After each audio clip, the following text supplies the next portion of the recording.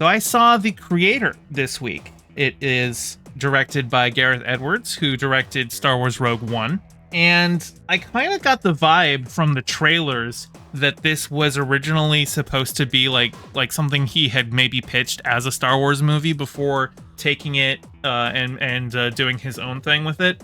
I know that there was a similar project that Zack Snyder had that he had originally envisioned as a Star Wars movie, but instead decided to make it his own thing, and that's called Rebel Moon, and I think that comes out in December on Netflix. But I don't think this one is very Star Warsy at all, and I don't really know how you would be able to work it in. Now, granted, the Han Solo movie did have some elements of, droid rights in it, and this is very much a movie about AI as people and the fear around them, and also just like the oppression of minorities and stuff like that.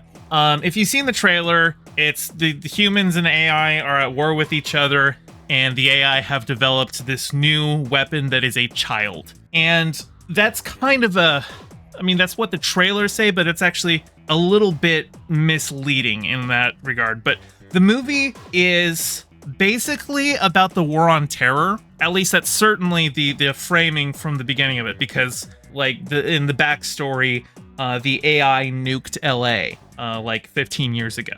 And ever since, AI has been banned in America, and they've actually there's the country of New Asia, which there was a map for it, and it looked like it took parts of like Vietnam and Malaysia and kind of that area, but it's a new country called New Asia, where AI are seen as citizens and they're able to be free. And America is like, we aren't going to war with New Asia, we're just going to war with the AI. We're going to liberate you from the dangers of the robots and all of this stuff. And there's talks about how even though the AI are very clearly people, they very clearly have emotions. Even there are AI that have, I think they're called simulants, where they have human faces, but there's even AI that just look like robots, but they sound like humans. They very clearly have real emotions and real thoughts and desires, but there's always this constant refrain when people freak out about it. They're like, wait, that was like a person. It's like, no, it's just programming. They're not real people. It's just programming. And it's that kind of that dehumanization of it, element of it, where the film is very explicitly portraying them as real people, but it's the mantra of dehumanization that all of these people have gone through. And certainly there's understandable fear, considering that they did get nuked by AI like 15 years ago, but that wasn't all AI, certainly. And that doesn't mean that an entire race should be genocided. And the main character, he lost his parents in LA, and he was actually undercover trying to find the titular creator, the person who's basically building all of the AI. And the movie actually kind of feels a lot like Elysium, if you've ever seen that one. Which that one was it Neil Blomkamp? It was the director of District 9, and that movie was like about a space station that was being used for all of the rich people to get healthcare, and the movie ended with like them blowing up the space station or something like that to bring universal healthcare to the masses down below.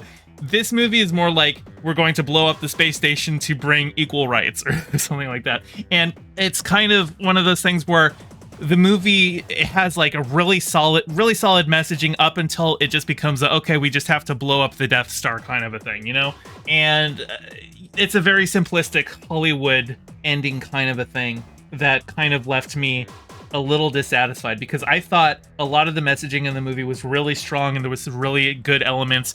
Seeing the main character, who absolutely hates AI, grow to attach himself to this child who is a robot, and starts to realize that they are in fact people like him.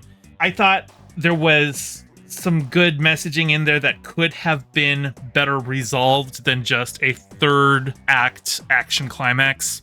I'm not, opposed to doing an action climax, but just blowing up a space station, right? Like that's a very simplistic story.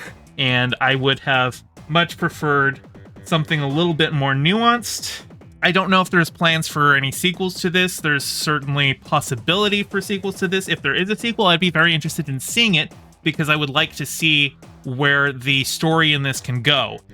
But I was enjoying myself through most of the movie until the end, where I left kind of unsatisfied. So be prepared for a lot of great world building that then just kind of falls flat at the end. And I still think there's promise to this setting, and I know I am kind of tired of everything being turned into a franchise, but if this does get a sequel, I would probably see it.